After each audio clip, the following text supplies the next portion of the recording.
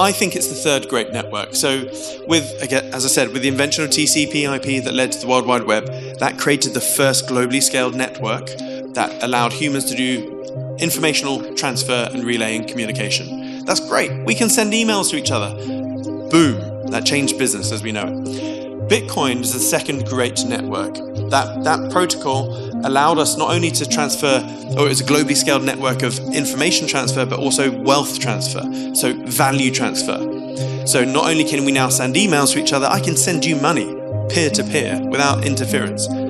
Beautiful. The third big network, in my opinion, is the Bittensor protocol. This is a globally scaled network that allows for information, value transfer, and intelligence creation.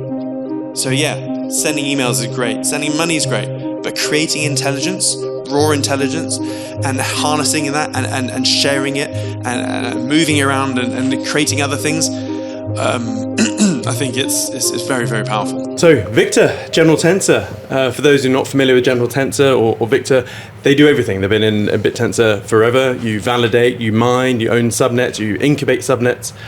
What brought you to Bittensor in the first place?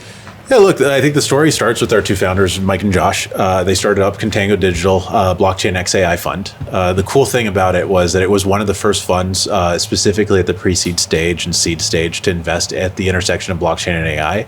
And they discovered Bittensor quite early on. And so they were limited by the ability to invest into Tau, just given the regulatory framework that we were operating under.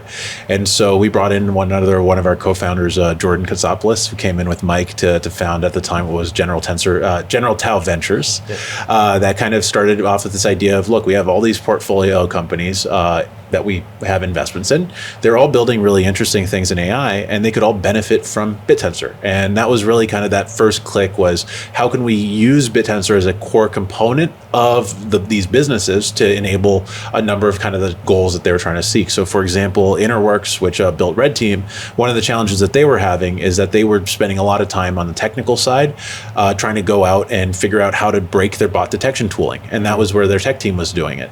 And with Bittensor, we had this idea with them of, hey, what if we actually offshore that over to miners that are now fighting against your bot, and now your tech team and your tech leads can be focused on improving that bot detection tooling without necessarily having to spend all their time trying to check and break their own work, which was inefficient. And so we did that a number of times over. Then we have moved into acquiring 50% of the Validator, which we acquired the other half of it last year.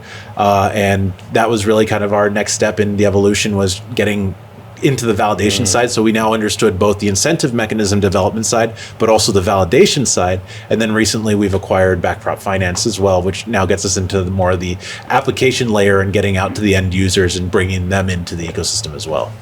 Nice. So when you're at a dinner party or whatnot, or you're chatting with business owners, like, how do you explain Bittensor? Like, how do you explain the value proposition to them? I think to always explain Bittensor, I always, good artists create good art, great artists steal. I steal from Mog, and with the school analogy, I use that constantly. So I think the easiest way to always think about it is explain the school is as a school. So in Bittensor is a school. Inside this school, there's different classrooms. These are subnets, as we call them. And inside each subnet, you have a specific subject that's taught. And so that can be anything from price prediction like Synth to guard models like Trishul, detecting jailbreak prompts going into it, or all the way out to decentralized compute like Liam Targon shoots. And then in each classroom, you have two key participants. You have the teachers, which are the validators, and you have the students, which are the miners. Miners do the work, hand that work over to the teachers. Teachers rank them from best to worst, reward the best miner, kick out the worst one, replace them. And then the interesting thing about the network is that the school classrooms get ranked from best to worst, and the worst one gets kicked and replaced by another subject. Yeah. And that's the subnet owner who head of the department. Yeah, exactly. Who's kind of the owner of the classroom and is there writing the curriculum to keep the analogy going. Amazing. And are there any types of business that you think are very well suited to, let's say, reverse into Bittensor?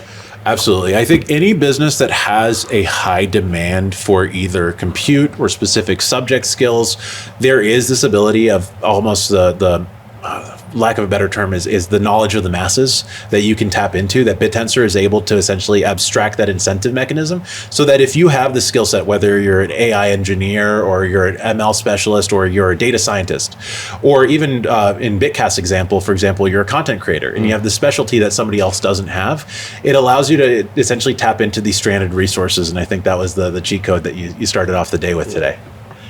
One of the things that fascinates me is watching the evolution of companies or businesses themselves. Normally, they're quite insulated. You have employees. They give time, you give them money, etc. And you're building a core service, and everything is insular. And one of the things that Bittensor and subnets are doing is sort of spilling the guts open of any business model. Like, what are your thoughts on that evolution? No, I think that is where it makes most sense, right? At the end of the day, you only know what you know. So if you are, for example, running your own business, you kind of know maybe what you're doing. You might know what your immediate competitor is doing, but nowadays it's probably not the same case. But if you think about 100 years ago, if we were running a coffee shop in Paris, we wouldn't necessarily know what the innovations were happening in Sydney. And that's the difference with Bittensor, is that those innovations are kind of amalgamated out in the open right away. And so it lets you, one, understand really what your business is as a business owner. It really distills it down to the key value drivers. And especially with the incentive mechanism, a good incentive mechanism is something where you fully understand what your business is and what you're targeting, what levers you're actually asking them to push and pull.